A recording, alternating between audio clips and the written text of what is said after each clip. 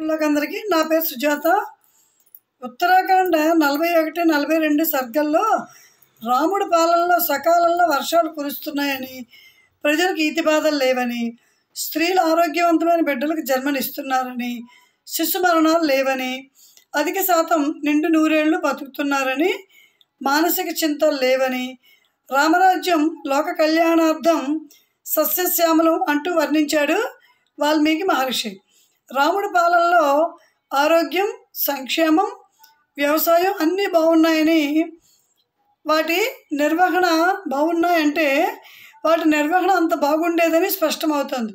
ఎటు చూసినా స్వచ్ఛమైన గాలినిచ్చే పచ్చని చెట్లు, స్వేచ్ఛగా విహరించే జింకల్ లాంటి మూగ జీవాలతో వాతావరణం ఆహ్లాదంగా ఉండేది అనడాన్ని బట్టి రాముడు పర్యావరణంపై ఎంత శ్రద్ధ చూపాడో అర్థమవుతోంది.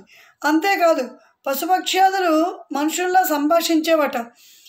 అలాగే రాముడు పాదుకలను సింహాసనం మీద ఉంచి భరతుడు పాలిస్తూ ఉండగా పన్నుల్ని కట్టమంటూ ప్రజల్ని వేధించేవారు ఎవ్వరూ లేరు. అలాంటి తరుణంలో న్యాయంగానే కోశాగారాన్ని నింపాలనుకున్నాడు హనుమ. ఏళ్ల తరబడి పన్నులు కట్టని వారిని గుమ్మడికాయ ఎత్తు బంగారం పన్నుగా చెల్లించమన్నాడు. అది ఎక్కువ కట్టవలసిన వారి దగ్గర ఎక్కువ బరువు తూగేది, తక్కువ కట్టవలసిన వారి దగ్గర తక్కువ బరువు తూగేది. ఈ విధంగా రాముడి పాలనలో పశుపక్ష్యాదులు, చెట్టు చేమలు, ఆఖరికి కాసిన కాయ కూడా న్యాయ ధర్మ విచక్షణ జ్ఞానాన్ని కలిగి ఉండేదట. అందుకే రామరాజ్యాన్ని అంతగా ప్రశంసిస్తారు.